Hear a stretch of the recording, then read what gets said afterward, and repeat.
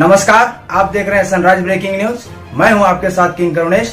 आइए खबरें जानते हैं झारखंड की। उनका जो संबोधन था वो पेट्रोल और डीजल पर ही आधारित था और जिसमें उन्होंने झारखंड का भी जिक्र किया।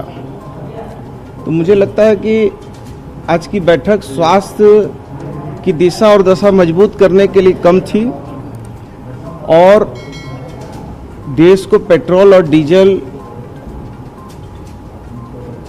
के दाम में लगातार जो बढ़ोतरी हो रही है उसमें सफाई देने के लिए ज़्यादा थी। शेष उन्होंने कुछ विषय कहे हैं और हम लोग जो उन्होंने स्वास्थ्य के तरफ थोड़ा बहुत उन्होंने ध्यान जो आकृष्ट किया है उस पर भी हम गंभीरतापूर्वक पहल कर रहे हैं। मंडल ने कहा कि कोरोना के नाम पर प्रोत्साहन राशि लेने वाले स्वास्थ्य मंत्री को बोलने का किसी तरह का अधिकार नहीं है। देश के कई राज्यों ने पेट्रोल डीजल में वैट कम कर लोगों को राहत दी है, पर झारखंड की सरकार सिर्फ राजनीति करने के लिए लोगों का बोझ बढ़ा रही है।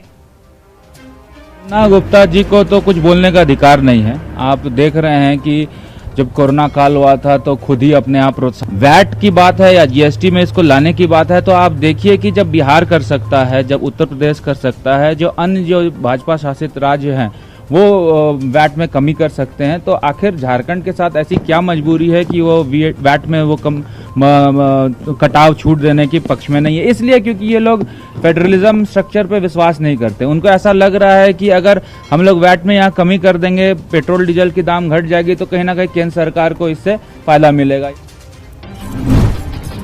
आपको ये जानकर हैरत होगी कि बूस्टर डोज लगाने के मामले में झारखंड देश भर में 12वें नंबर पर है। झारखंड में 18 से लेकर 59 साल के केवल 6109 लोगों ने ही बूस्टर डोज अब तक ली है, जबकि इस डोज के लिए महज 375 रुपए शुल्क ही वसूले जा रहे हैं। इस मामले पर अब राजनीति भी गर्म होती नजर आ रही है। बीजेपी ने आरोप लगाया है कि सरकार मंत्रियों के बंगले और गाड़ियों के लिए अरबों रुपए खर्च कर रही है, लेकिन बूस्टर डोज देने के लिए उसके पास पैसे नहीं। वहीं जेएमएम ने केंद्र सरकार पर मामले में सौतेले व्यवहार का आरोप लगाया, जबकि कांग्रेस ने भी राज्य सरकार की विफलता का ठीकरा केंद्र सरकार पर ही फोड़ा है। झारखंड में 4 चरणों में होने वाले पंचायत चुनाव के तीसरे चरण की अधिसूचना जारी कर दी गई है। इसके साथ ही 19 जिलों में 70 प्रखंडों में नामांकन पत्र भरने की प्रक्रिया शुरू हो गई है। नामांकन दाखिल करने का समय सुबह 11 बजे से दोपहर 3 बजे तक है। नामांकन प्रक्रिया 7 मई तक चलेगी। तीसरे चरण में 24 मई को 1047 पंचायतों में मतदान होगी और 31 मई को मतगणना होगी।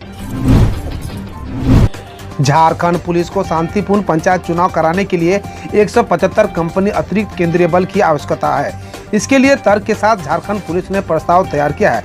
वर्तमान में राज्य में पहले से 132 कंपनी केंद्रीय अर्धसैनिक बल तैनात है, यानी झारखंड पुलिस के जवानों को मिला ले तो करीब 80,000 जवान राज्य में तैनात है। राज्य के 24 जिलों में 16 जिले नक्सल प्रभावित है। राज्य में भारी संख्या में अति संवेदनशील बूथ भी है।